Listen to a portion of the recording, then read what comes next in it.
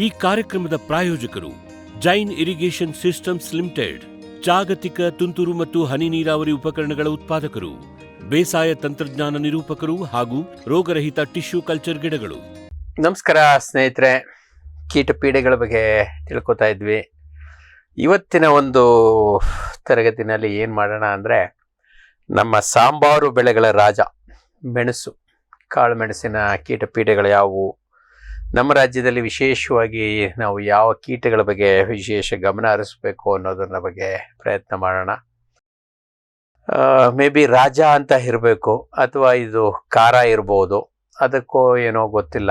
ನಮ್ಮಲ್ಲಿ ಬರೇ ಒಂದು 20 ಹುಳುಗಳ ಮಾತ್ರ, ಕೀಟಪೀಡೆಗಳು ಮಾತ್ರ ನಮ್ಮ ಕಾಳು ಮೆಣಸನ್ನ ತೊಂದರೆ ಕೊಡುವಂಥ ಕೀಟಗಳು ಅಂತ ನಮ್ಮ ದೇಶದಲ್ಲಿ ಗುರುತಿಸಲಾಗಿದೆ.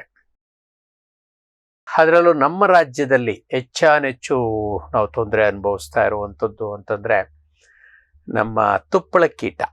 ಅದರಲ್ಲೂ ಪ್ರಮುಖವಾಗಿ ಬೇರಿನನ್ನು ಹಾನಿ ಮಾಡುವಂಥ ತುಪ್ಪಳ ಕೀಟ, ಅದರ ಜೊತೆಗೆ ಶಲ್ಕ ಕೀಟಗಳು ನಮ್ಮಲ್ಲಿ. ಅದು ಹೆಚ್ಚಾನೆಚ್ಚು ಎಲ್ಲಿ ಅಂತಂದರೆ ನೀರಿನ ಕೊರತೆ ಉಂಟಾದಾಗ, ಅಥವಾ ಮಳೆನಲ್ಲಿ ಹೆಚ್ಚು ಕಮ್ಮಿ ಆದಾಗ, ಅಥವಾ ಸ್ವಲ್ಪ ಕಾಳಜಿ ಕಡಿಮೆ ಆದಾಗ ಇವುಗಳ ಹಾವಳಿ ನಮಗೆ ಹೆಚ್ಚಾಗಿ ಕಾಣಿಸ್ಕೊತದೆ. ಅದೇ ರೀತಿ ಇನ್ನೊಂದು ಸರ್ವೇ ಸಾಮಾನ್ಯವಾಗಿ ಕಾಣಿಸ್ಕೊಳ್ಳುವಂಥದ್ದು ಅಂತಂದರೆ ನಮ್ಮ ಲೀಫ್ ಗಾಲ್ ಥ್ರಿಪ್ಸ್ ಅಂತೇಳಿ ಕರಿತೀವಿ ನಾವು. ಸಾಧಾರಣವಾಗಿ ಎಲೆಗಳ ಅಂಚುಗಳನ್ನು ಮಡಿಸ್ಕೊಂಡು ಅದರೊಳಗೆ ಜೀವನ ಮಾಡುವಂಥದ್ದು ನಮ್ಮ ಮೆಣಸಿನಲ್ಲಿ ಸರ್ವೇ ಸಾಧಾರಣವಾಗಿ ಕಾಣಿಸ್ಕೊಳ್ಳುವಂಥದ್ದು. ಕೆಲವೊಂದು ಸಲ ಇದರಿಂದ ಅಂಥ ದೊಡ್ಡ ಪ್ರಮಾಣದ ನಷ್ಟ ಉಂಟಾಗದೇ ಇದ್ರೂ ಕೆಲವು ಸಂದರ್ಭಗಳಲ್ಲಿ ಸ್ವಲ್ಪ ಮಟ್ಟಿಗೆ ಇದು ಗಿಡಗಳ ಬೆಳವಣಿಗೆಗೆ ಸ್ವಲ್ಪ ಹೊಡೆತವನ್ನು ಕೊಡ್ತದೆ. ಅಂಥ ದೊಡ್ಡ ಪೀಡೆ ಏನಲ್ಲ. ಬಟ್ ಇತ್ತೀಚಿನ ದಿನಗಳಲ್ಲಿ ಇನ್ನೊಂದು ನಮ್ಮ ಸ್ಪೈಕ್ ಥ್ರಿಪ್ಸ್ ಅಂತೇಳಿ ಅಥವಾ ಪೆಪ್ಪರ್ ಥ್ರಿಪ್ಸ್ ಅಂತೇಳಿ ಇದು ಮಾಡ್ಕೊತಿದ್ದೀವಿ. ಇದೇನಂತಂದರೆ ತೊಟ್ಟು ಕಾಯಿ ಶುರುವಾಗ್ತಾ ಇರುವಂಥ ಜಾಗದಲ್ಲಿ ಸಾಧಾರಣವಾಗಿ ಎಲ್ಲ ಇದನ್ನು ತಿನ್ಕೊಳ್ಳೋದ್ರಿಂದ ಆರಂಭದಲ್ಲಿ ನಮ್ಮ ಸ್ಪೈಕ್ನಲ್ಲಿ ಕಾಳುಗಳು ಕಟ್ಟೋದಿಲ್ಲ. ಇವು ಈಚೀಚೆಗೆ ಹೆಚ್ಚಾಗ್ತಿರೋದು. ಇನ್ನು ರಾಷ್ಟ್ರ ಮಟ್ಟಿಗೆ ತಗೊಂಡ್ರೆ ಅದರಲ್ಲೂ ಪ್ರಮುಖವಾಗಿ ನಮ್ಮ ಕೇರಳ ಮತ್ತು ತಮಿಳುನಾಡಿನಲ್ಲಿ ಭಾಳ ದೊಡ್ಡ ಪ್ರಮಾಣದ ಪೀಡೆ, ಅಥವಾ ಈವನ್ ಮೆಣಸಿಗೆ ದೊಡ್ಡ ಪೀಡೆ ಅಂತೇಳಿ ರಾಷ್ಟ್ರ ಮಟ್ಟದಲ್ಲಿ ಹೆಸರು ಕಳಿಸಿರೋದಂಥದ್ದು ಅಂತಂದರೆ ನಮ್ಮ ಪೊಳ್ಳು ದುಂಬಿ. ಯಾಕೆ ಅಂತಂದರೆ ಈ ದುಂಬಿ ಏನಾದರೂ ನಮ್ಮ ಕಾಳು ಮೆಣಸಿಗೆ ದಾಳಿ ಮಾಡ್ತು ಅಂತಂದರೆ, ಕಾಳು ಮೆಣಸು ಹೊರಗಡೆಯಿಂದ ಮೆಣಸಿನ ರೀತಿ ಕಾಣಿಸುತ್ತೆ, ಅದನ್ನು ಮುಟ್ಟಿ ಹಿಂಗೆ ಪುಡಿ ಮಾಡಿದರೆ ಪುಡಿ ಮಾಡಿಬಿಡ್ಬೋದು ಕೈನಲ್ಲೇ. ಆ ರೀತಿ ಒಳಗೇನು ಇರೋದಿಲ್ಲ, ಟೊಳ್ಳಾಗಿರುತ್ತೆ, ಪೊಳ್ಳು ಅಂತೇಳಿ ಅದಕ್ಕೆ ಆ ಹೆಸರು ಬಂದಿದೆ.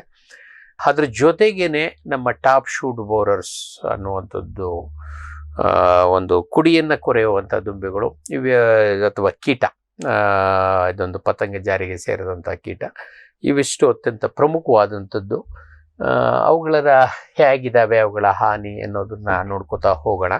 ನಾನು ಈಗಾಗಲೇ ನಿಮಗೆ ಹೇಳ್ದಂಗೆ ನಮ್ಮ ರಾಜ್ಯಕ್ಕಷ್ಟೇ ನಾವು ಸೀಮಿತಗೊಳಿಸ್ಕೊಂಡು ತಿಳ್ಕೊಳ್ಳುವಂಥ ಪ್ರಯತ್ನ ಮಾಡೋಣ. ನಮ್ಮ ತುಪ್ಪಳ ಕೀಟ ಫೆರೀಸಿಯಾ ವಿರ್ಗ್ಯಾಟಾ ಅಂತೇಳಿ ಬಹಳ ದೈತ್ಯ ತುಪ್ಪಳ ಕೀಟ. ಇದು ಬಹುತೇಕ ಬಹುಭಕ್ಷಕ ಕೀಟ. ಹಲವಾರು ಕೀಟಪೀಡೆ ಸಸ್ಯಗಳನ್ನು ಇದು ದಾಳಿ ಮಾಡ್ತದೆ. ನಮ್ಮ ದ್ರಾಕ್ಷಿ ಇರ್ಬೋದು, ಹಲವಾರು ಹಣ್ಣಿನ ಬೆಳೆಗಳಿರ್ಬೋದು, ಇವುಗಳ ಮೇಲೆ ಸಾಧಾರಣವಾಗಿ ಬೀಳುತ್ತೆ. ಬಟ್ ಹೆಚ್ಚಿನ ಹಾನಿ ನಾವು ದ್ರಾಕ್ಷಿನಲ್ಲಿ ಭಾಳ ದೊಡ್ಡ ಪ್ರಮಾಣದಲ್ಲಿ ನೋಡ್ತೀವಿ. ಅದರ ನಂತರದ ಸ್ಥಾನದಲ್ಲಿ ಸೀಬೆ ಅಥವಾ ಪೇರ್ಲ, ಸಪೋಟ ಅಥವಾ ನಮ್ಮ ಸೀತಾಫಲ, ಈ ಬೆಳೆಗಳಲ್ಲಿ ಕೂಡ ಇದನ್ನು ನೋಡಲಿಕ್ಕೆ ಕಾಣಿಸುತ್ತೆ. ಅದೇ ರೀತಿ ಇನ್ನೊಂದು ನಮ್ಮ ಪ್ಲಾನೋಕಾಕಸ್ ಸಿಟ್ರಿ, ನಮ್ಮ ನಿಂಬೆ ಜಾತಿಗೆ ಸೇರಿದಂಥ ಗಿಡಗಳಲ್ಲಿ ಬರುವಂಥ ಒಂದು ತುಪ್ಪಳ ಕೀಟ. ಇವೆರಡು ಭಾಳಷ್ಟು ಹಾನಿಯನ್ನು ನಮ್ಮ ಮೆಣಸಿನ ಬಳ್ಳಿಗೂ ಕೂಡ ಮಾಡ್ತವೆ. ಮೆಣಸಿನ ಬಳ್ಳಿನಲ್ಲಿ ಇವುಗಳ ವೈಶಿಷ್ಟ್ಯತೆ ಏನಪ್ಪ ಅಂದರೆ, ಹೆಚ್ಚಾನೆಚ್ಚು ಇವು ಗಿಡಗಳ ಮೇಲ್ಭಾಗದಲ್ಲಿ ಇರೋದಕ್ಕಿಂತ ಬುಡಭಾಗದಲ್ಲಿ, ತಳಭಾಗದಲ್ಲಿ, ಅಥವಾ ಕೆಲವೊಂದಷ್ಟು ಸಂದರ್ಭದಲ್ಲಿ ಬೇರಿನ ಭಾಗದಲ್ಲಿ ಇವುಗಳ ಹಾವಳಿ ಹೆಚ್ಚು.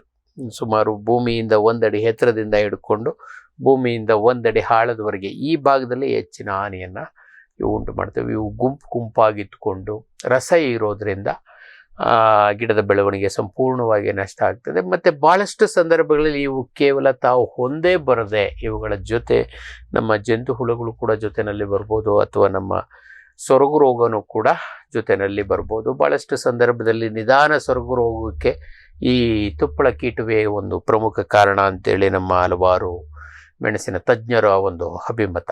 ಕ್ವಿಕ್ ವಿಲ್ಟ್ ಅಂತೂ ಭಾಳಷ್ಟು ಸಲ ನಮ್ಮ ಇದರಿಂದ ರೋಗದಿಂದ ಬರುವಂಥದ್ದು. ಆದರೆ ನಮ್ಮ ನಿಧಾನ ಸೊರಗು ರೋಗದಲ್ಲಿ ಇದರ ಪಾತ್ರವು ಕೂಡ ಗಣನೀಯವಾಗಿರುತ್ತೆ ಅನ್ನುವಂಥದ್ದು ಅವರ ಒಂದು ಅನಿಸಿಕೆ.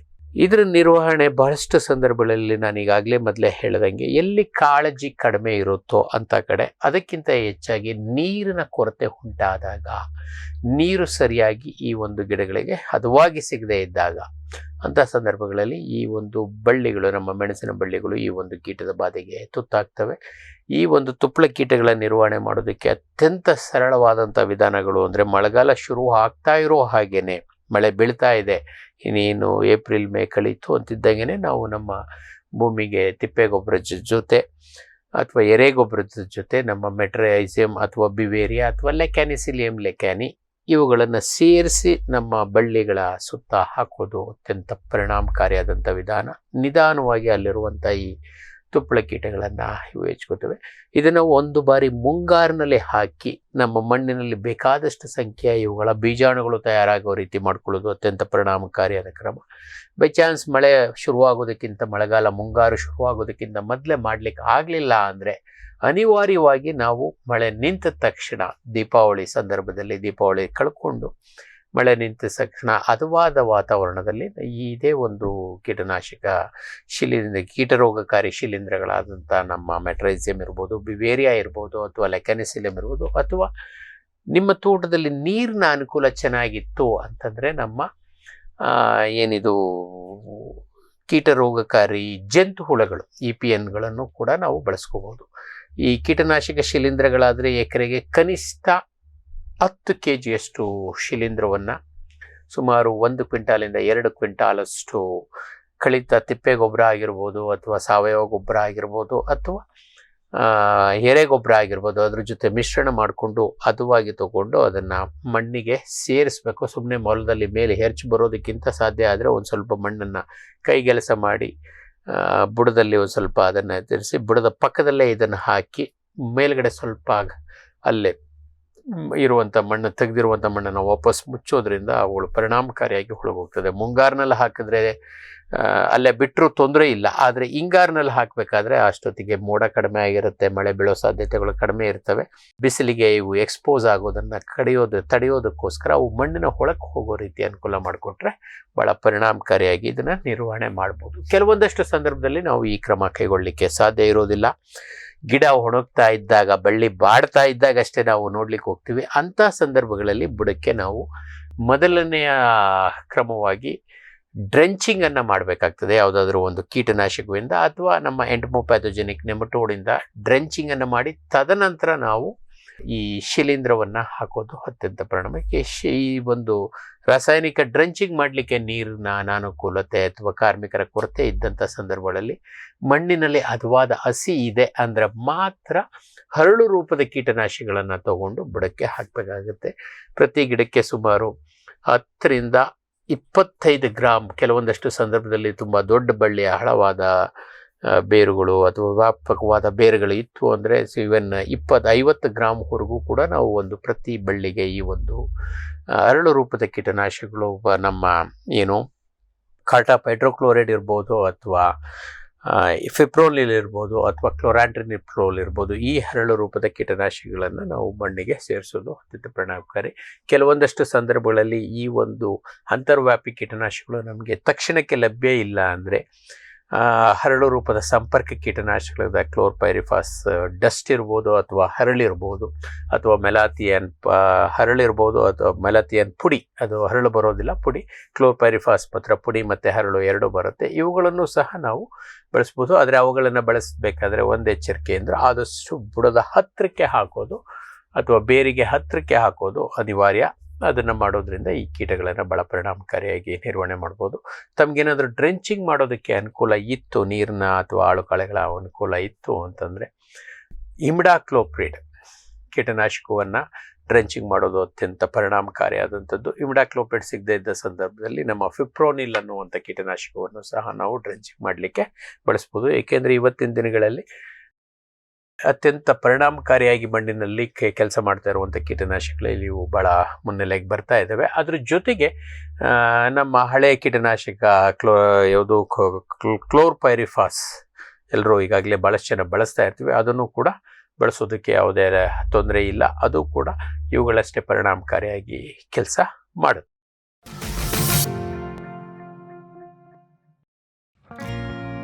ಜೈನ್ ಇರಿಗೇಷನ್ ಸಿಸ್ಟಮ್ಸ್ ಲಿಮಿಟೆಡ್ ಭಾರತದ ಹನಿ ನೀರಾವರಿ ತಂತ್ರಜ್ಞಾನದ ಪ್ರಥಮ ಪ್ರವರ್ತಕ, ಜಗತ್ತಿನ ಅತಿ ದೊಡ್ಡ ಸ್ಪ್ರಿಂಕ್ಲರ್ಸ್ ಉತ್ಪಾದಕ ಕಂಪನಿ. ಸಂರಕ್ಷಿತ ಕೃಷಿಯಲ್ಲಿ ಹಸಿರು ಮನೆಗಾಗಿ ಮಿಸ್ಟರ್, ಫಾಗರ್, ಫ್ಯಾನ್ ಮತ್ತು ಪ್ಯಾಡ್ ಹಾಗೂ ನೆರಳು ಮನೆ, ಸ್ವಯಂ ಚಾಲಿತ ನೀರಾವರಿ ವ್ಯವಸ್ಥೆ ಮತ್ತು ರಸಾವರಿ ತಂತ್ರಜ್ಞಾನ. ಕೃಷಿಯಲ್ಲಿ ನೀರಿನ ಸಮರ್ಪಕ ಬಳಕೆ ಹಾಗೂ ಉಳಿತಾಯಕ್ಕೆ ಮತ್ತೊಂದು ಹೆಸರು ಜೈನ್. ಬ್ಯಾರಿಕ್ಸ್ ಹಂಟರ್ ಫೆರ್ಮೋನ್ ಟ್ರಾಪ್ಸ್ನೊಂದಿಗೆ ರೇನೋಸಾರಸ್ ದುಂಬಿ ಮತ್ತು ಕೆಂಪು ಮೂತಿ ಹುಳುಗಳಿಂದ ತೆಂಗು, ತಾಳೆ, ಅಡಿಕೆ ಮರಗಳ ಸಂರಕ್ಷಣೆ. ತರಕಾರಿ ಮತ್ತು ಹಣ್ಣಿನ ಬೆಳೆಗಳಲ್ಲಿ ಹಣ್ಣಿನ ನೊಣಗಳ ನಿಯಂತ್ರಣಕ್ಕೆ ಬ್ಯಾರಿಕ್ಸ್ ಕ್ಯಾಚ್ ಫ್ರೂಟ್ ಫ್ಲೈ ಹಾಗೂ ವೆಜಿಟೇಬಲ್ ಫ್ಲೈ ಟ್ರ್ಯಾಪ್. ರಸ ಹೀರುವ ಕೀಟಗಳನ್ನು ಹಿಡಿಯಲು ಬಣ್ಣದ ಕ್ರೋಮ್ಯಾಟಿಕ್ ಸ್ಟಿಕ್ಕಿ ಟ್ರ್ಯಾಪ್ಸ್. ಪೇಟೆಂಟ್ ಹೊಂದಿದ ತಂತ್ರಜ್ಞಾನ, ದೀರ್ಘಕಾಲದವರೆಗೂ ಬಾಳಿಕೆ. ಕೀಟನಾಶಕಗಳಿಗೆ ಪರ್ಯಾಯ, ಪರಿಸರಕ್ಕೆ ಪೂರಕ. ಸುಸ್ಥಿರ ಸಾವಯವ ಕೃಷಿಗಾಗಿ ಬ್ಯಾರಿಕ್ಸ್. ಜೈನ್ಸ್ ಜಗತ್ತಿನ ಅತಿದೊಡ್ಡ ಅಂಗಾಂಶ ಕೃಷಿ ಪ್ರಯೋಗಾಲಯ ಹಾಗೂ ಟಿಸಿ ಗಿಡಗಳ ಉತ್ಪಾದಕರು.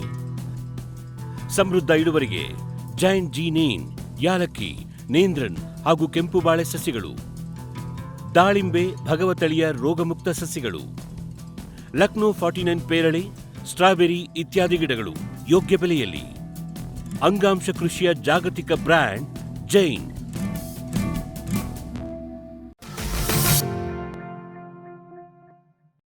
ಇನ್ನು ನಮ್ಮ ಥ್ರಿಪ್ಸ್, ಎಲೆ ಹಂಚಿನ ಥ್ರಿಪ್ಸ್ ಅಂತೇಳಿ ಅಥವಾ ಲೀಫ್ ಗಾಲ್ ಥ್ರಿಪ್ಸ್ ಅಂತೇಳಿ ಸಾಧಾರಣವಾಗಿ ಕರಿತೀವಿ. ಇದು ಪ್ರಮುಖವಾಗಿ ಎಳೆ ತೋಟಗಳಲ್ಲಿ ಅಥವಾ ಸಸಿ ಮಡಿಗಳಲ್ಲಿ ಬಹಳಷ್ಟು ದೊಡ್ಡ ಪ್ರಮಾಣದ ನಷ್ಟವನ್ನು ಉಂಟು ಮಾಡ್ತದೆ. ಇದು ಸಾಧಾರಣವಾಗಿ ನಮ್ಮಲ್ಲಿ ಏನಂತ ದೊಡ್ಡ ಪ್ರಮಾಣದ ನಷ್ಟವಲ್ಲದಿದ್ರೂ ಎಲ್ಲ ಬೆಳೆದ ಬಳ್ಳಿಗಳಲ್ಲಿ 1, 2 ಅಥವಾ ಕೆಲವೊಂದು ಸಲ 10, 12 ಎಲೆಗಳು, ಸುಮಾರು ಒಂದು 200-250 ಎಲೆಗಳಲ್ಲಿ ಒಂದು 10-12 ಎಲೆಗಳು ಬಂದರೆ ಏನಂತ ದೊಡ್ಡ ನಷ್ಟವೇನು ಆಗೋದಿಲ್ಲ. ಅಷ್ಟು ಎಲೆಗಳಂತೂ ಇದು ಹಾನಿ ಮಾಡಿರುತ್ತೆ. ಹಾಗಾಗಿ ಇದು ಸಾಧಾರಣವಾಗಿರುತ್ತೆ. ಬಟ್ ಇವುಗಳ ಹಾವಳಿ ನಮಗೆ ನಮ್ಮ ಸಸಿ ಮಡಿಗಳಲ್ಲಿ ಆದರೆ ನಮ್ಮ ಸಸಿ ಮಡಿಗಳ ಉತ್ಪಾದನಾ ಸಾಮರ್ಥ್ಯ ಕಡಿಮೆ ಆಗ್ತದೆ. ಏಕೆ ಅಂತಂದರೆ ಯಾವುದೇ ಒಬ್ಬ ಗ್ರಾಹಕ, ಹೊಸ ರೈತ ಬಂದರೆ ನಮ್ಮಲ್ಲಿ ಸಸಿ ಮಡಿಗಳಲ್ಲಿ ಎಲ್ಲ ಗಿಡಗಳಲ್ಲೂ ಕೂಡ ಇರುವೆ 3-4 ಎಲೆಗಳಲ್ಲಿ 1-2 ಎಲೆನಲ್ಲಿ ಈ ಥರ ಇತ್ತು ಅಂತಂದರೆ ನಮ್ಮ ಸಸಿ ಮಡಿಯನ್ನು ಬೇಡ ಅಂತ ಹೇಳುವಂಥ ಸಾಧ್ಯತೆಗಳು ಹೆಚ್ಚಾಗ್ತದೆ. ಆ ಕಾರಣಕ್ಕೋಸ್ಕರ ಸಸಿ ಮಡಿನಲ್ಲಿ ನಾವು ವಿಶೇಷವಾಗಿ ಇದರ ಕಾಳಜಿಯನ್ನು ವಹಿಸಬೇಕು. ಮತ್ತು ಇನ್ನೊಂದು, ಸಸಿ ಮಡಿನಲ್ಲಿ ನಾವು ಇದನ್ನು ಕಾಳಜಿ ವಹಿಸೋದ್ರಿಂದ ಅದರ ಹೊಸ ತೋಟಕ್ಕೆ ಹೋದಾಗ ಆ ಜಾಗದಲ್ಲಿ ಇದರ ಸಾಮ್ರಾಜ್ಯ ಸ್ಥಾಪನೆಗೆ ನಾವು ಅವಕಾಶ ಕೊಡೋದನ್ನು ತಪ್ಪಿಸೋದಕ್ಕೆ ಅನಿವಾರ್ಯವಾಗಿ ನಾವು ಇದರ ನಿರ್ವಹಣೆ ಮಾಡಲೇಬೇಕಾಗ್ತದೆ. ಇದರ ಜೊತೆಗೆ ಈ ರೀತಿ ಹಂಚುಗಳು ಮುರುಟಾಗೋದ್ರಿಂದ ಎಲೆಗಳ ವಿಸ್ತೀರ್ಣ ಕಡಿಮೆ ಆಗ್ತದೆ. ಹಾಗಾಗಿ ಗಿಡದ ಬೆಳವಣಿಗೆಗೂ ಕೂಡ ಕೆಲವೊಂದಷ್ಟು ಸಂದರ್ಭದಲ್ಲಿ ಇಳುವರಿಗೂ ಕೂಡ ಸ್ವಲ್ಪ ಮಟ್ಟಿನ ಇದು ಅಂತೆ. ಬಟ್ ದುರಾದೃಷ್ಟವಶಾತ್ ನಮ್ಮಲ್ಲಿ ಅಷ್ಟೊಂದು ಸಿಸ್ಟಮ್ಯಾಟಿಕ್ ದಾಖಲೆಗಳು ಲಭ್ಯ ಇಲ್ಲ. ಕೇವಲ ಆಡು ಮಾತಿನಲ್ಲಷ್ಟೇ ಇಲ್ಲ, ಆ ಥರ ಬಂತು, ಒಂದು 20-25% ಎಲೆಗಳಲ್ಲಿ ಬಂತು ಅಂತಲೂ ನಮಗೆ ಇಳುವರಿ ನಷ್ಟ ಆಗುತ್ತೆ ಅಂತೇಳಿ ಕೆಲವೊಂದಷ್ಟು ರೈತರು ತಮ್ಮ ಅಭಿಪ್ರಾಯ ವ್ಯಕ್ತಪಡಿಸಿದ್ದಾರೆ. ಬಟ್ ಅದನ್ನು ಕರಾರುವಕ್ಕಾಗಿ ಇಷ್ಟು ಇಳುವರಿ ನಷ್ಟ ಆಗ್ತದೆ ಅಂತ ಹೇಳುವಂಥ ದಾಖಲೆಗಳು ನಮ್ಮಲ್ಲಿ ಇನ್ನೂ ಲಭ್ಯ ಇಲ್ಲ. ಇದನ್ನು ನಿರ್ವಹಣೆ ಮಾಡೋದು ಹೇಗೆ? ಸಾಧಾರಣವಾಗಿ ಆರಂಭಿಕ ಹಂತದಲ್ಲಿ ಇದು ಎಲೆ ಮಡಿತಾ ಇದೆ ಅಂತ ಗೊತ್ತಾದ್ರೆ ಆ ಸಂದರ್ಭದಲ್ಲಿ ಎಲೆಗಳನ್ನು ಕಿತ್ಕೊಂಡು ಅಂಥವುಗಳನ್ನು ನಾಶ ಮಾಡೋದ್ರಿಂದ, ಒಂದು ಎಲೆ ತೆಗೆಯೋದ್ರಿಂದ ಏನು ತೊಂದರೆ ಇಲ್ಲ. ಒಂದು ಎಲೆ ತೆಗಿತಾ ಅಂದಾಗ ಮತ್ತೆ ತಿರ್ಗಾ ಅದು ಮೇಲ್ಗಡೆ ಎಲೆ ಭಾಳ ವೇಗವಾಗಿ ಮೇಲೆ ಹೋಗಿ ಬೆಳವಣಿಗೆ ಆಗೋದಕ್ಕೆ ಸಾಧ್ಯತೆ ಇರೋದ್ರಿಂದ ಅವುಗಳನ್ನು ನೋಡಿದ ತಕ್ಷಣ ನಾಶ ಮಾಡಬೇಕು. ಅದ್ರ ಜೊತೆಗೆ ನಮ್ಮ ಈ ಕೀಟರೋಗಕಾರಿ ಶಿಲೀಂಧ್ರ ಲೆಕ್ಯಾನಿಸಿಲಿಯಂ ಲೆಕ್ಯಾನಿ ಏನಿದೆ, ಇದನ್ನು ವಾತಾವರಣದ ಪರಿಸ್ಥಿತಿಯ ನೋಡಿಕೊಂಡು, ಮಳೆಗಾಲ ಇತ್ತು ಅಂದರೆ ಅನಿವಾರ್ಯವಾಗಿ ನಾವು 2 ತಿಂಗಳಿಗೆ 2 ಸಲ, 2 ತಿಂಗಳು ಅಥವಾ ಕನಿಷ್ಠ 1 ತಿಂಗಳಿಗೆ 1 ಸಲನಾದರೂ ಸಿಂಪರಣೆ ಮಾಡೋದ್ರಿಂದ ಭಾಳ ಪರಿಣಾಮಕಾರಿಯಾಗಿ ನಿರ್ವಹಣೆ ಮಾಡ್ಬೋದು. ಅದ್ರ ಜೊತೆಗೆ ಅನಿವಾರ್ಯ ಮತ್ತು ಸಸಿ ಮಡಿ ಇದ್ದಾಗ ಅಥವಾ ಎಳೆ ತೋಟಗಳಿದ್ದಾಗ ಈ ಒಂದು ರಾಸಾಯನಿಕ ಕೀಟನಾಶಕಗಳನ್ನು ಬಳಸೋದ್ರಲ್ಲಿ ಯಾವುದೇ ತಪ್ಪಿಲ್ಲ.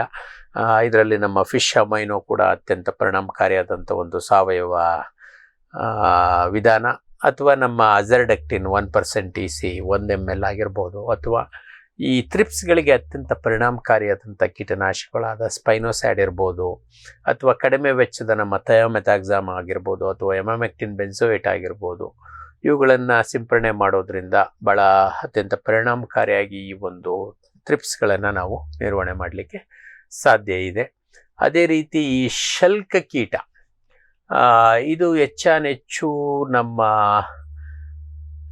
ತೆಂಗಿನ ಶಲ್ಕ ಕೀಟವು ಜೊತೆನಲ್ಲೂ ಕೂಡ ಇದು ಬರುತ್ತೆ. ತೆಂಗು ಅಥವಾ ಅಡಿಕೆನಲ್ಲಿ ಬರ್ತಾ ಇರುವಂಥ ಶಲ್ಕ ಕೀಟಗಳು ಕೆಲವೊಂದಷ್ಟು ಸಲ ನಮ್ಮ ಮೆಣಸಿಗೂ ಸಹ ಬಂದು ದಾಳಿ ಮಾಡುವಂಥ ಸಾಧ್ಯತೆಗಳು ಇರ್ತವೆ.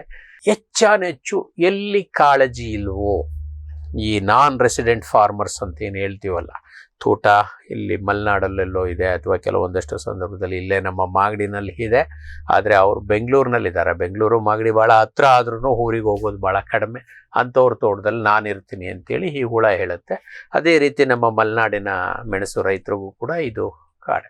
ಯಾರು ತೋಟದಲ್ಲಿ ಭಾಳ ರೆಗ್ಯುಲರ್ ಆಗಿರೋದಿಲ್ಲ, ಅಥವಾ ಭಾಳಷ್ಟು ಸಲ ಅವ್ರಿಗೆ ಅಲ್ಲಿರ್ಲಿಕ್ಕಾಗ್ದೇ ಆಳು ಕಾಳುಗಳ ಮೇಲೆ ಡಿಪೆಂಡೆಂಟ್ ಆಗಿರ್ತಾರೆ, ಹಿರಿಯರಾಗಿರ್ತಾರೆ, ಹೊಲದಲ್ಲಿ ಎಲ್ಲ ಸುತ್ತಾಡೋದಕ್ಕೆ ಅವರಿಗೆ ಸಾಧ್ಯತೆ ಇರೋದಿಲ್ಲ, ಅಂಥ ತೋಟಗಳಲ್ಲಿ ಇದರ ಹಾವಳಿ ತುಂಬ ಜಾಸ್ತಿ. ಎಲ್ಲಿ ನಮ್ಮ ನೆರಳಿನ ಕೊರತೆ ಅಥವಾ ನೆರಳ ನಿರ್ವಹಣೆ ಭಾಳ ತೊಂದರೆ ಅನುಭವಿಸ್ತಾ ಇದ್ದಾರೋ ಅಂಥ ತೋಟಗಳಲ್ಲೂ ಕೂಡ ನಮ್ಮ ಈ ಒಂದು ಶಲ್ಕ ಕೀಟಗಳ ಹಾವಳಿ ಭಾಳ ಜಾಸ್ತಿ ಇರ್ತದೆ. ಆ ಕಾರಣಕ್ಕೋಸ್ಕರ ಈಗಾಗಲೇ ನಾವು ನಮ್ಮ ತುಪ್ಪಳ ಕೀಟಕ್ಕೆ ಏನಾದ್ರೂ ನಾವು ಮೆಟ್ರೈಸಿಯಂ ಅಥವಾ ಬಿವೇರಿಯಾ ಅಥವಾ ಲೆಕ್ಯಾನಿಸಿಲಿಯಂ ಇವುಗಳನ್ನು ಡ್ರೆಂಚ್ ಬುಡಕ್ಕೆ ಹಾಕ್ತಾ ಇದ್ರೆ ಈ ಒಂದು ಕೀಟ ನಿರ್ವಹಣೆ ಮಾಡೋದು ಭಾಳ ಸರಳ ಆಗ್ತದೆ. ಅನಿವಾರ್ಯ ಸಂದರ್ಭಗಳಲ್ಲಿ ಇದನ್ನು ಸಿಂಪರಣೆನೂ ಕೂಡ ಮಾಡಬೇಕು. ಅಲ್ಲಿ ತುಪ್ಪಳ ಕೀಟಗಳು ಏನಾಗ್ತವೆ, ಹೆಚ್ಚಾನೆಚ್ಚು ಬೇರ್ನಲ್ಲೇ ಇರ್ತವೆ, ಹಾಗಾಗಿ ನಿರ್ವಹಣೆ ಸುಲಭ.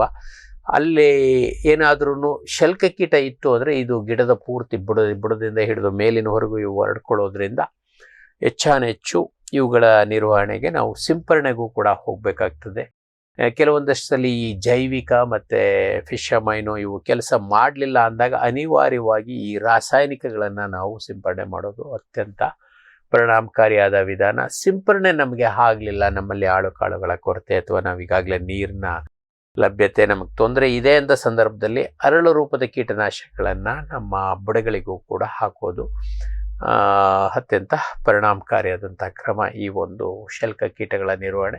ಇದೆಲ್ಲದಕ್ಕಿಂತ ಮೆಚ್ಚಾಗಿ ನೆರಳು ನಿರ್ವಹಣೆಯನ್ನು ನಾವು ಕಾಳಜಿಯಿಂದ ಮಾಡಬೇಕು. ನೆರಳನ್ನು ಚೆನ್ನಾಗಿ ನಿರ್ವಹಿಸಿದ್ರೆ ಈ ಕೀಟದ ಬೆಳವಣಿಗೆಯನ್ನು ಭಾಳ ಹಿತಮಿತವಾಗಿ ಇದು ಮಾಡ್ಬೋದು. ಅದ್ರ ಜೊತೆಗೆ ತೋಟದಲ್ಲಿ, ಅದರಲ್ಲೂ ಮೆಣಸಿನ ಬಳ್ಳಿ ಇರುವಂಥ ಮರಗಳ ಅಕ್ಕಪಕ್ಕದಲ್ಲಿ ಇರುವೆಗಳು ಹೆಚ್ಚಾಗಿ ಆಸರೆಯನ್ನು ತಗೊಳ್ಳೋದ್ ರೀತಿ, ಅದರಲ್ಲಿ ನಮ್ಮ ಕೆಂಪು ಇರುವೆ ಇರ್ಬೋದು ಅಥವಾ ಕಪ್ಪು ಇರುವೆಗಳಿರ್ಬೋದು.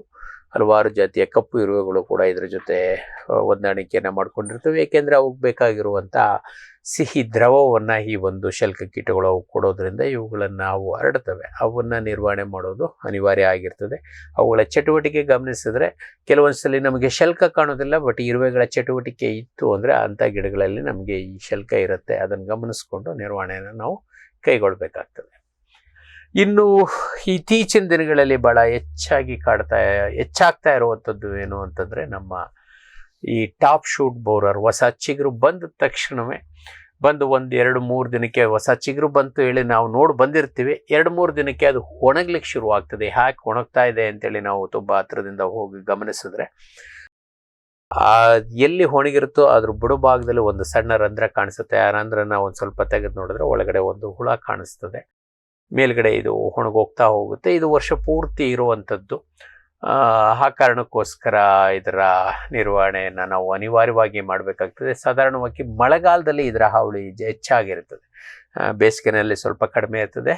ಮಳೆಗಾಲದಲ್ಲಿ ಇದರ ಹಾವಳಿ ಸಾಧಾರಣವಾಗಿ ಜಾಸ್ತಿ ಇರುತ್ತೆ. ಇದು ಒಂದು ಪತಂಗ ಜಾತಿಗೆ ಸೇರಿದಂಥ ಒಂದು ಕೀಟ. ಇದರ ನಿರ್ವಹಣೆಯನ್ನು ಅನಿವಾರ್ಯವಾಗಿ ಮಾಡಬೇಕಾಗ್ತದೆ. ನಾವು ಈಗಾಗಲೇ ಏನಾದರೂ ನಮ್ಮ ಬೇರೆ ಕೀಟಗಳಿಗೆ ಮಳೆಗಾಲದಲ್ಲಿ ಏನಾದರೂ ಸಿಂಪರಣೆಗಳನ್ನು ಮಾಡ್ತಾ ಇದ್ದರೆ ಆ ಒಂದು ಕೀಟ ಅಥವಾ ಅರಳು ರೂಪದ ಕೀಟನಾಶಕಗಳನ್ನು ನಮ್ಮ ಮಣ್ಣಿಗೆ ಕೊಟ್ಟಿದ್ರೆ ಆ ಒಂದು ಕೀಟನಾಶಕವೇ ಇದರ ನಿರ್ವಹಣೆಯನ್ನು ಕೂಡ ಮಾಡ್ಕೊತವೆ. ಅನಿವಾರ್ಯವಾಗಿ ಅಲ್ಲಿ ಯಾವುದೂ ನಾವು ಸಿಂಪರಣೆಗಳಿಲ್ಲ ಅಂತಂದಾಗ ಅನಿವಾರ್ಯವಾಗಿ ತಿಂಗಳಿಗೆ ಒಮ್ಮೆ ನಮ್ಮ ಕಡಿಮೆ ವೆಚ್ಚದ ಕೀಟನಾಶಕಗಳು ಆದ ನಮ್ಮ ಅಜರ್ಡಕ್ಟಿನ್ ಇರ್ಬೋದು, ಅಥವಾ ಥಯಾಮೆಥಾಕ್ಸಾಮ್ ಇರ್ಬೋದು, ಅಥವಾ ಎಮೋಮೆಕ್ಟಿನ್ ಬೆನ್ಸೋಯೇಟ್ ಇರ್ಬೋದು, ಇವುಗಳನ್ನು ಪ್ರತಿ ತಿಂಗಳಿಗೆ 1ರಂತೆ ಸಿಂಪರಣೆ ಮಾಡಿದ್ರೂ ಕೂಡ ಈ ಒಂದು ತುದಿ ಕಾಂಡ ಕೊರಕದ ನಿರ್ವಹಣೆಯನ್ನು ಬಹಳ ಪರಿಣಾಮಕಾರಿಯಾಗಿ ನಿರ್ವಹಣೆ ಮಾಡ್ಬೋದು. ಇನ್ನು ಇತ್ತೀಚಿನ ದಿನಗಳಲ್ಲಿ ಬಹಳ ಮುನ್ನೆಲೆಗೆ ಬರ್ತಾ ಇರುವಂಥ ಈ ಮಲ್ಬಾರಿಕನ್ಸ್ ಅನ್ನುವಂಥ ಒಂದು ಕಾಳು ಮೆಣಸಿನ ಕಣೆ ನೊಣ ಅಂತ ಹೇಳ್ತೀವಿ. ಈ ಒಂದು ಕಣೆ ನೊಣ ನಮ್ಮ ಕಾಳು ಮೆಣಸನ್ನ ಇದಕ್ಕೆ ಕಟ್ಕೊಂಡ್ಬಿಟ್ರೆ ಸಾಧಾರಣವಾಗಿ ಆ ಕಾಯಿ ತೊಟ್ಟಿಗೆ ಕಚ್ಕೊಳ್ಳುವಂಥ ಜಾಗದಲ್ಲೇ ಇದು ಕೂಡ ಒಳಗೆ ಸೇರ್ಕೊಳ್ಳುತ್ತೆ. ಈ ರೀತಿ ಹಚ್ಕೊಳ್ಳುವಂಥ ಗೊಂಚಲಿಗೆ ಹಂಚ್ಕೊಳ್ಳುವಂಥ ಜಾಗದಲ್ಲಿ ಇದು ಹಚ್ಕೊಳ್ಳೋದ್ರಿಂದ ಕಾಳು ಬೆಳವಣಿಗೆ ಆಗೋದಿಲ್ಲ. ಅದು ಸುಮ್ಮನೆ ಒಂದು ರೀತಿ ಏನೋ ಒಂದು ಬೊಬ್ಬೆ ರೀತಿ ಕಾಣಿಸುತ್ತೆ. ಆ ಬೊಬ್ಬೆ ಯೂಶ್ವಲಿ ಆ ಒಂದು ಮರಿ ಹುಳ ಬೆಳೆಯೋದಕ್ಕೆ ಮಾಡುವಂಥ ಒಂದು ವ್ಯವಸ್ಥೆ ಆಗಿರ್ತದೆ. ಆ ಕಾರಣಕ್ಕೋಸ್ಕರ ಭಾಳಷ್ಟು ಸಲ ಆರಂಭಿಕ ಹಂತದಲ್ಲಿ ಗೊತ್ತಾಗೋದೇ ಇಲ್ಲ ಅದೊಂದು ಕೀಟಕ್ಕೆ ಹಾನಿಯಾಗಿದೆ ಅಂತ. ಭಾಳಷ್ಟು ಸಂದರ್ಭದಲ್ಲಿ ಕಾಳು ಬೆಳಿಲಿಲ್ಲ ಅಂತೇಳಿ ನಾವು ಅನ್ಕೋತೀವಿ. ಆದರೆ ಇದು ಸಾಧಾರಣವಾಗಿ ನಮ್ಮ ಗೊನೆ ಏನಿರುತ್ತೆ ಆ ಸ್ಪೈಕ್ನ ಕೆಳಭಾಗದಲ್ಲಿ, ಅಂದರೆ ತೊಟ್ಟಿನ ಹತ್ತಿರ ಮೇಲ್ಭಾಗದಲ್ಲಿ ಅಷ್ಟೇ ಇದಿರುತ್ತೆ. ಅದರ ತುದಿನಲ್ಲಿ ಇದು ಕಾಳು ಚೆನ್ನಾಗಿ ಬೆಳ್ಕೊಂಡಿರುತ್ತೆ. ಸಾಧಾರಣವಾಗಿ ಈ ಭಾಗಕ್ಕಷ್ಟೇ ಇದು ಸೀಮಿತ ಆಗಿರ್ತದೆ. ತುದಿನಲ್ಲಿ ಕಾಳುಗಳು ಚೆನ್ನಾಗಿ ಬೆಳ್ತದೆ. ನಿಮಗೆ ಚಿತ್ರದಲ್ಲೂ ಸಹ ಬಹಳ ಸ್ಪಷ್ಟವಾಗಿ ಕಾಣಿಸ್ತಾ ಇದೆ.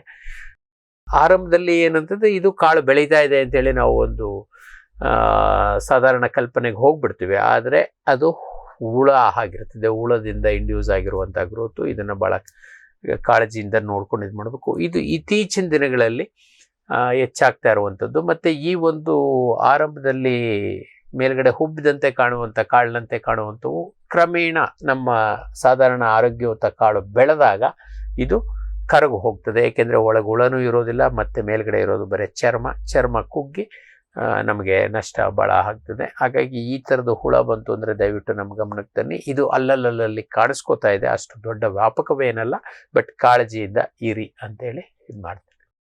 ಇನ್ನು ರಾಷ್ಟ್ರ ಮಟ್ಟದಲ್ಲೇ ಭಾಳ ಮೆಣಸಿಗೆ ಭಾಳ ನಂಬರ್ 1 ಎನಿಮೆ ಅನ್ನಿಸ್ಕೊಂಡಿರುವಂಥ ಕೀಟ. ನಮ್ಮಲ್ಲಿ ಅಷ್ಟು ದೊಡ್ಡ ಪ್ರಮಾಣದಲ್ಲಿಲ್ಲ. ಕೇರಳ ಮತ್ತು ತಮಿಳುನಾಡಿನಲ್ಲಿ ಇದು ಭಾಳ ದೊಡ್ಡದಿದೆ. ಇದು ಪೊಳ್ಳು ದುಂಬಿ ಲಂಕಾ ರಾಮಕೃಷ್ಣಯ್ಯ ಅಂತೇಳಿ ಇದರ ಹೆಸರು. ಇದಕ್ಕೆ ಮೊದಲು ಇದನ್ನು ಭಾಳಷ್ಟು ಹಳೆಯ ಕಾಲದಲ್ಲಿ ಇದನ್ನು ಬೇರೆಯವರೆಲ್ಲ ಬೇರೆ ರೀತಿ ಭಾಳ ಹಿಂದಿನ ವಿಜ್ಞಾನಿಗಳು, ನಮ್ಮ ಪ್ರೊಫೆಸರ್ ರಾಮಕೃಷ್ಣ ಅಯ್ಯರ್ ಅವರು ಮೊದಲ ಬಾರಿಗೆ ಇದನ್ನು ಗುರುತಿಸಿದ್ರು. ನಮ್ಮ ಕೀಟಶಾಸ್ತ್ರದ ಭಾಳ ಪ್ರಮುಖರವರು, ನಮ್ಮ ಭಾರತೀಯ ಕೀಟ ವಿಜ್ಞಾನದ ಪ್ರಾಮುಖ್ಯರು. ಅವರು ಕೂಡ ಇದನ್ನು ತಪ್ಪಾಗಿ ಅರ್ಥೈಸಿದ್ರು. ತದನಂತರ ಕಳೆದ ಈ ಶತಮಾನದ ಆರಂಭದಲ್ಲೇ ನಮ್ಮ ಹಿರಿಯರೊಬ್ಬರು, ಕೇರಳದ ತಜ್ಞರೊಬ್ಬರು ಇದನ್ನು ವಿಶೇಷವಾಗಿ ಗುರುತಿಸಿದ್ದಾರೆ. ಇದಕ್ಕೆ ನಮ್ಮ ಪ್ರೊಫೆಸರ್ CA ವಿರಕ್ಮಠ್ರವರ ಮಾರ್ಗದರ್ಶನ ಇತ್ತು ಅಂತ ಹೇಳೋದಕ್ಕೆ ಭಾಳ ಖುಷಿ ಆಗ್ತದೆ. ಅಲ್ಲಿರುವಂಥದ್ದು ಈ ಜೀನಸ್, ಈ ಹುಳದ ಇದೇ ಬೇರೆ. ಇದು ಅವರ ಒಂದು ರಾಮಕೃಷ್ಣ ಅಯ್ಯರ್ ಅವರ ನೆನಪಿಗೋಸ್ಕರನೇ ಅವರ ಹೆಸರನ್ನೇ ಈ ದುಂಬಿಗೂ ಸಹ ಇಟ್ಟಿದ್ದಾರೆ, ಲಂಕಾ ರಾಮಕೃಷ್ಣಯ್ಯ ಅಂತೇಳಿ. ಲಂಕಾ ಅಂತಂದರೆ ಇದು ಕೇರಳದಲ್ಲೂ ಸಹ, ಶ್ರೀಲಂಕಾದಲ್ಲೂ ಸಹ ದೊಡ್ಡ ಪ್ರಮಾಣದಲ್ಲಿ ಇರೋದ್ರಿಂದ ಇದಕ್ಕೆ ಲಂಕಾ. ಮತ್ತು ನಮ್ಮ ರಾಮಕೃಷ್ಣ ಅಯ್ಯನ ಅವರು ಇದರ ಹಾವಳಿಯನ್ನು ಮೊದಲು ಗುರುತಿಸಿದ್ರು. ಆದರೆ ಅದು ಗುರುತಿಸ್ಬೇಕಾದ್ರೆ ಬೇರೆ ಯಾವುದೋ ಒಂದು ಹುಳದ ಗುರುತು ಇಲ್ಲಿಗೆ ಹೋಗ್ಬಿಟ್ಟಿತ್ತು. ಹಾಗಾಗಿ ಅದು ತಪ್ಪಾಗ್ಬಿಟ್ಟಿತ್ತು. ಅದನ್ನು ಇದು ಭಾಳ ಪುರಾತನ ಕಾಲದಿಂದನೂ ಕೂಡ ನಮ್ಮ ದೇಶದಲ್ಲಿರುವಂಥದ್ದು. ಅದರಲ್ಲೂ ಪ್ರಮುಖವಾಗಿ ಕೇರಳ ಅತಿ ಹೆಚ್ಚು ಹಾನಿಗಳು. ನಂತರ ಸ್ಥಾನದಲ್ಲಿ ನಮ್ಮ ತಮಿಳುನಾಡು ಮತ್ತು ಕರ್ನಾಟಕದಲ್ಲಿ ಕೇರಳಕ್ಕೆ ಹತ್ಕೊಂಡಿರುವಂಥ ನಮ್ಮ ಕೊಡಗು ಅಥವಾ ಮಂಗಳೂರು ಭಾಗದಲ್ಲಿ ಸ್ವಲ್ಪ ಮಟ್ಟಿಗೆ ಇದೆ. ಮತ್ತು ಕ್ರಮೇಣ ಇದು ಈಚೆಗೆ ಹರಡ್ತಾ ಇದೆ. ಇತ್ತೀಚೆಗೆ ಯಾರೋ ಸ್ನೇಹಿತರು ಹೇಳ್ತಾ ಇದ್ರು, ಈವನ್ ಕೋಲಾರ ಭಾಗದಲ್ಲೂ ಸಹ ತಾವು ಇದನ್ನು ನೋಡಿದ್ದೀವಿ ಅಂತೇಳಿ. ಹಾಗಾಗಿ ಭಾಳ ಎಚ್ಚರಿಕೆಯಿಂದ ಇರಿ. ಮತ್ತು ಮೆಣಸು ಈಗ ಮಲೆನಾಡನ್ನು ಬಿಟ್ಟು, ಸಾಂಪ್ರದಾಯಿಕ ಪ್ರದೇಶವನ್ನು ಬಿಟ್ಟು ಬಯಲುಸೀಮೆಯತ್ತ ಭಾಳ ಮುಖ ಮಾಡಿರೋದ್ರಿಂದ ಭಾಳ ವಿಶೇಷವಾಗಿ ತಾವು ಕಾಳಜಿಯನ್ನು ವಹಿಸ್ಕೋಬೇಕು. ಇದು ಮರಿ ಹುಳ ಮಾತ್ರ ನಮ್ಮ ಎಳೆಯ ತೊಟ್ಟುಗಳನ್ನು, ಸ್ಪೈಕ್ಗಳನ್ನು ತಿಂದು ಅದನ್ನು ಕಪ್ಪು ಮಾಡೋದ್ರ ಜೊತೆಗೆ ಸಣ್ಣ ಬೆರ್ರಿಗಳನ್ನು ತಿನ್ಕೊಳ್ಳುತ್ತೆ. ಕೆಲವೊಂದ್ಸಲಿ ಬೆಳೆದ ಬೆರ್ರಿಗಳಲ್ಲಿ ಅಥವಾ ಕಾಳುಗಳಲ್ಲಿ ಒಂದು ಕಾಳು ಸಾಕು ಇದನ್ನು ಬೆಳವಣಿಗೆ ಮಾಡೋದಕ್ಕೆ. ಸಣ್ಣ ಕಾಳುಗಳಾದರೆ 2-3 ಕಾಳುಗಳನ್ನು ಒಂದು ಮರಿ ಹುಳ ನಾಶ ಮಾಡ್ತದೆ. ಮತ್ತು ದೊಡ್ಡ ಕಾಳುಗಳು ಭಾಳಷ್ಟು ಸಂದರ್ಭದಲ್ಲಿ ನಮಗೆ ಸಾಧಾರಣ ಆರೋಗ್ಯವಂತ ಕಾಳುಗಳ ರೀತಿಯೇ ಕಾಣಿಸ್ತವೆ, ಆದರೆ ಅವುಗಳಲ್ಲಿ ತೂಕ ಇರೋದಿಲ್ಲ. ಮತ್ತು ನಾವು ಕೈನಲ್ಲಿ ಹಿಡಿದ್ರೆ ಅದನ್ನು ಸರಳವಾಗಿ ಪುಡಿ ಮಾಡ್ಬೋದು. ಆ ಕಾರಣಕ್ಕೋಸ್ಕರನೇ ಅದನ್ನು ಪೊಳ್ಳು ದುಂಬಿ ಅಂತೇಳಿ ನಾವು ಕರಿತೀವಿ. ಮತ್ತು ಈ ಒಂದು ಹಾನಿಗೆ ಒಳಗಾದಂಥ ಸಂದರ್ಭದಲ್ಲಿ ಆ ತೊಟ್ಟಿನಲ್ಲಿ ಅಲ್ಲಲ್ಲಿ ಕಪ್ಪು ಕಾಳುಗಳು ಖಾಲಿ ಕಾಣಿಸ್ತವೆ. ಇಂಥದ್ದೆಲ್ಲ ಕಾಣಿಸಿದ್ರೆ ಬಹಳ ಸರಳ. ಅದ್ರ ಜೊತೆಗೆ ಎಲೆಗಳನ್ನು ನೀವು ಗಮನಿಸಿದ್ರೆ ಎಲೆಗಳಲ್ಲಿ ಸಣ್ಣ ಸಣ್ಣ ಸಣ್ಣ ಸಣ್ಣ ರಂಧ್ರಗಳಾಗಿರ್ತವೆ. ಆ ರಂಧ್ರಗಳಾಗಿದ್ರೆ ಈ ಪ್ರೌಢದುಂಬಿ ತಿಂದಿರುವಂಥ ಒಂದು ಗುರುತುಗಳವು. ಎಲೆಗಳಲ್ಲಿ ಎಲೆಗಳಲ್ಲಿ ಸಣ್ಣ ಸಣ್ಣ ಸಣ್ಣ ರಂಧ್ರಗಳು ಕಾಣಿಸಿದ್ರೆ ನಮ್ಮ ತೋಟದಲ್ಲಿ ಪೊಳ್ಳು ದುಂಬಿ ಇದೆ ಅನ್ನುವಂಥ ಗುರುತು ನಮಗೆ ಸರಳವಾಗಿ ಗೋಚರಿಸ್ತದೆ. ಈ ಒಂದು ಲಕ್ಷಣಗಳನ್ನ ಇಟ್ಕೊಂಡು ಇದರ ಚಟುವಟಿಕೆ ನಿಮ್ಮ ತೋಟದಲ್ಲಿ ಇದೆಯಾ ಇಲ್ವಾ ಅಂತೇಳ್ಬಿಟ್ಟು ತಿಳ್ಕೊಳ್ಳೋದು ಅತ್ಯಂತ ಪರಿಣಾಮಕಾರಿಯಾದಂಥ ವಿಧಾನ. ಮತ್ತು ಈ ಒಂದು ದುಂಬಿಗಳು ಕೋಶಾವಸ್ಥೆನ ಆದಷ್ಟು ಮಣ್ಣಿನಲ್ಲಿ ಹೋಗ್ತವೆ. ಆ ಕಾರಣಕ್ಕೋಸ್ಕರ ಇದರ ನಿರ್ವಹಣೆ ಮಾಡಲಿಕ್ಕೆ ಬಳಸಬೇಕಾದಂಥ ಅತ್ಯಂತ ಸರಳವಾದ ಕ್ರಮಗಳು ಏನು ಅಂದರೆ, ಮೊದಲನೇದು ನಮ್ಮ ತೋಟದಲ್ಲಿ ಇದೆಯಾ ಇಲ್ವಾ ಅಂತ ಹೇಳುವಂಥ ಸೂಚನೆ ಕೊಡುವಂಥದ್ದು. ಮೇಲ್ಗಡೆ ಎಲೆಗಳಲ್ಲಿ ಸಣ್ಣ ಸಣ್ಣ ರಂಧ್ರಗಳಿದ್ದರೆ ನಮ್ಮ ತೋಟದಲ್ಲಿ ಆ ದುಂಬಿ ಇದೆ ಅಂತೇಳಿ. ಅಂಥ ಸಂದರ್ಭಗಳಲ್ಲಿ ನಮ್ಮ ಮಣ್ಣಿನಗೆ ನಾವು ಸಾಧ್ಯ ಆದಷ್ಟು ಅದನ್ನು ಯಾವಾಗ ಅವಕಾಶ ಸಿಗುತ್ತೆ ಆವಾಗೆಲ್ಲ ಅದನ್ನು ಕೆರೆದು ಮಣ್ಣಿನಲ್ಲಿ ಇದು ಮಾಡುವಂಥದ್ದು. ಮತ್ತು ಮೆಟ್ರೈಸಿಯಮ್ ಅಥವಾ EPNಗಳನ್ನು ಅಥವಾ ಬಿವೇರಿಯಾ ಬಸಿಯಾನವನ್ನು ನಾವು ಮಣ್ಣಿಗೆ ಸೇರಿಸೋದು. ಅದರಲ್ಲೂ ಪ್ರಮುಖವಾಗಿ ಮಳೆಗಾಲಕ್ಕೆ ಮೊದಲು ಮತ್ತು ಮಳೆಗಾಲ ನಂತರ ಮೇ ಜೂನ್ ತಿಂಗಳಿನಲ್ಲಿ, ಅಥವಾ ನಿಮ್ಮಲ್ಲಿ ಏನಾದರೂ ಮಳೆಗಾಲ ಸ್ವಲ್ಪ ಅರ್ಲಿ ಇತ್ತು ಅಂದರೆ ಏಪ್ರಿಲ್ ಮೇ ತಿಂಗಳಿನಲ್ಲಿ, ಅಥವಾ ಸೆಪ್ಟೆಂಬರ್ ಅಕ್ಟೋಬರ್ ಅಥವಾ ಅಕ್ಟೋಬರ್ ನವಂಬರ್ನಲ್ಲಿ ನೀವು ಮಣ್ಣಿಗೆ ಈ ಒಂದು ಜೈವಿಕ ಕೀಟನಾಶಕಗಳನ್ನು ಸೇರಿಸೋದು ಅತ್ಯಂತ ಪರಿಣಾಮಕಾರಿಯಾದಂಥ ಕ್ರಮ. ಮತ್ತು ಮಳೆಗಾಲ ಶುರುವಾಗೋದಕ್ಕಿಂತ ಮೊದಲೇ ಅಜರ್ಡಕ್ಟೀನ್ ಮತ್ತು ಕ್ವಿನಾಲ್ಫಾಸ್ ಅಥವಾ ಥಯಾಮೆಥಾಕ್ಸಾಮ್ ಈ ಕೀಟನಾಶಕಗಳನ್ನು ಸಿಂಪಡಣೆ ಮಾಡಿಸೋ. ಆದಷ್ಟು ಸಂಪರ್ಕ ಕೀಟನಾಶಕಗಳು ಅತ್ಯಂತ ಪರಿಣಾಮಕಾರಿಯಾದಂಥದ್ದು. ಪ್ರತಿ ತಿಂಗಳಿಗೊಮ್ಮೆ ಒಂದು ಸಿಂಪರಣೆಯನ್ನು ಕೊಟ್ಕೊಂಡ್ರೆ ಈ ದುಂಬಿಗಳನ್ನು ಭಾಳ ಪರಿಣಾಮಕಾರಿಯಾಗಿ ನಾವು ನಿರ್ವಹಣೆ ಮಾಡಲಿಕ್ಕೆ ಸಾಧ್ಯ ಇದೆ. ಇದಿಷ್ಟು ಮಾಡಿದ್ರೆ ಮೆಣಸು ನಮ್ದಾಗುತ್ತೆ. ಈ ಕಾರ್ಯಕ್ರಮದ ಪ್ರಾಯೋಜಕರು ಜೈನ್ ಇರಿಗೇಷನ್ ಸಿಸ್ಟಮ್ಸ್ ಲಿಮಿಟೆಡ್, ಜಾಗತಿಕ ತುಂತುರು ಮತ್ತು ಹನಿ ನೀರಾವರಿ ಉಪಕರಣಗಳ ಉತ್ಪಾದಕರು, ಬೇಸಾಯ ತಂತ್ರಜ್ಞಾನ ನಿರೂಪಕರು ಹಾಗೂ ರೋಗರಹಿತ ಟಿಶ್ಯೂ ಕಲ್ಚರ್ ಗಿಡಗಳು.